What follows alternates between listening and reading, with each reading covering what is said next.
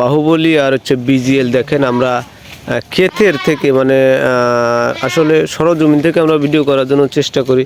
এই যে বস্তায় করে টমেটো অলরেডি আনিছে, দেখেন আমাদের মালগুলো প্যাকেটিং হচ্ছে, মানে এইভাবে এখান থেকে প্যাকেটিংয়ের মাধ্যম দিয়ে কিন্তু খুলনা বিভিন্ন অঞ্চলে কিন্তু চলে যাবে।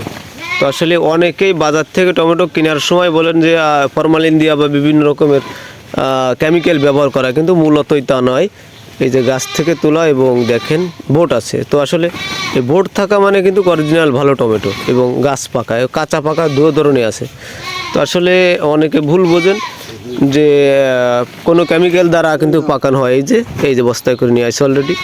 তো আসলে আমরা চাই যে আপনারা একদম ন্যাচারালভাবে যে টমেটোগুলো গাছ থেকে পাকা হয় পেকে যায়, সেই টমেটোগুলো আপনারা খাওয়ার জন্য চেষ্টা করবেন এবং দামটা অনেকটাই ভালো এবং অত্যন্ত একটা ভালো সবজি।